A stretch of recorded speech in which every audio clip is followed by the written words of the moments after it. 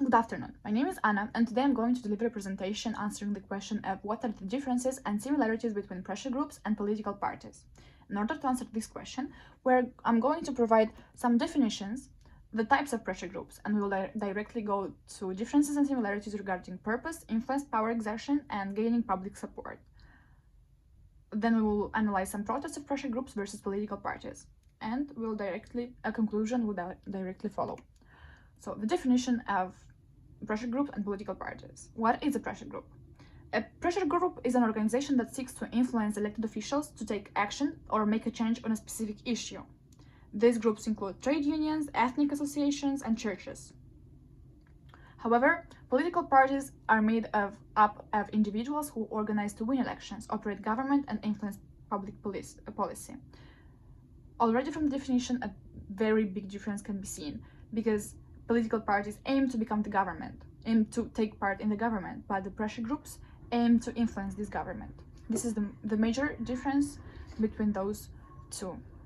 However, it is essential to provide the types of pressure groups so that the topic is understood more. There are many types of pressure groups. The first one is the interest groups. They are also known as sectional groups because they represent a certain section of society. For example, trade unions. Membership is linked to a particular occupation of part of society. Examples can be National Union of Teachers and the Conference of British Industry. Then there are cause groups. The cause groups are also known as promotional groups, and anyone can join these groups unless the interest groups. They seek to promote a particular cause, for example, charities and environmental groups. Examples of these are Amnesty International, Greenpeace, and the Electoral Reform Society. Then there are social movements, similar to a cause group but lacking a structure. They are usually politically radical and aim to achieve a single objective. We have some examples might be the Me Too movement or Black Lives Matter that has spread all over the world during last year. Then there are insider groups. These groups are regularly consulted by the government, and they have regular access to government ministers. The CBI is an example of this. These groups tend to have influence because their aims were broadly in line with the government's views. The outsider groups are the groups that have no links to the government. They have to use other ways to have an impact, for example, using the media or trying to influence public opinion.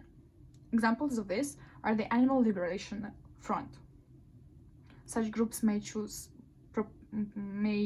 purposefully choose to be outsider groups. However, it might happen that they were rejected by the government. There are big differences and similarities in terms of purpose. It might seem that between pressure groups and political parties, it might seem that pressure groups and political parties are similar when they bring together people with the same ideologies. However, the goals of this is different.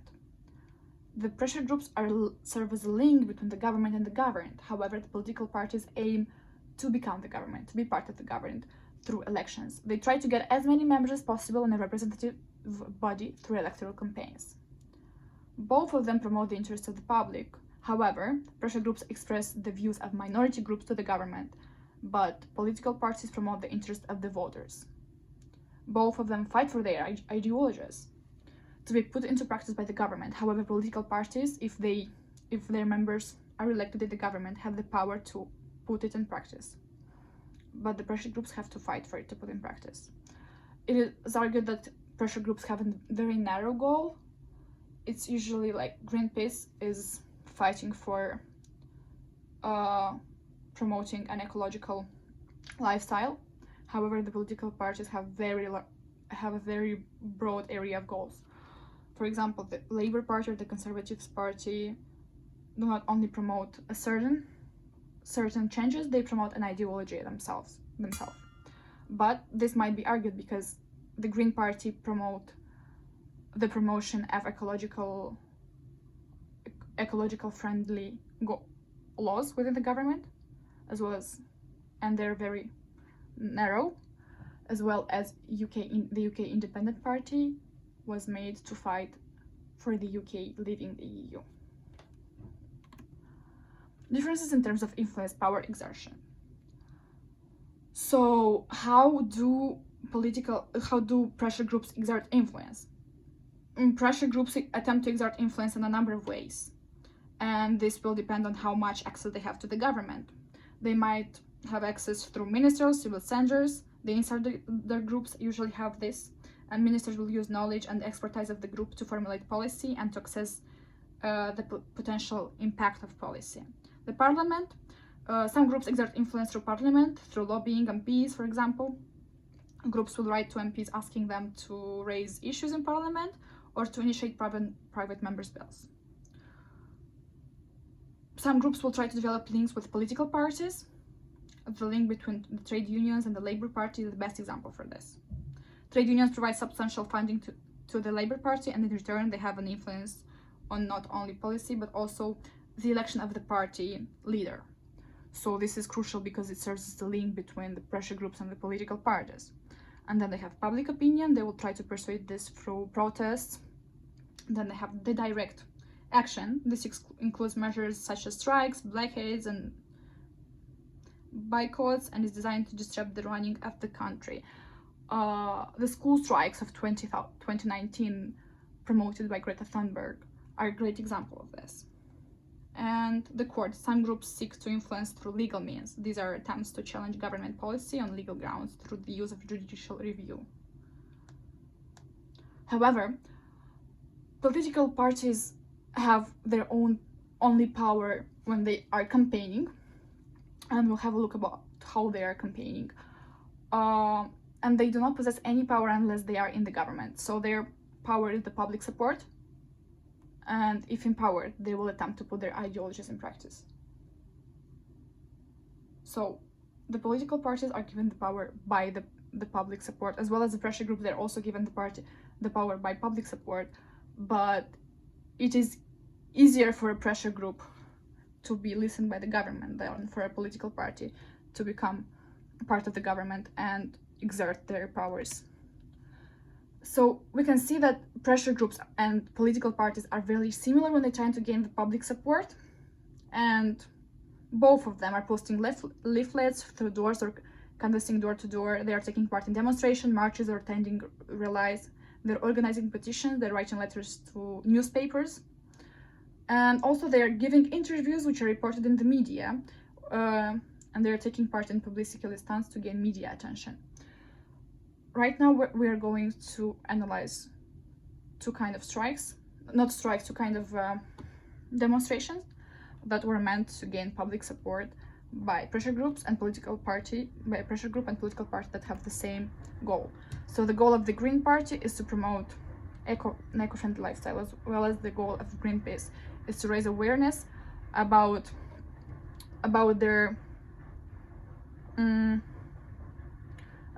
the ecological problems that we have in the world.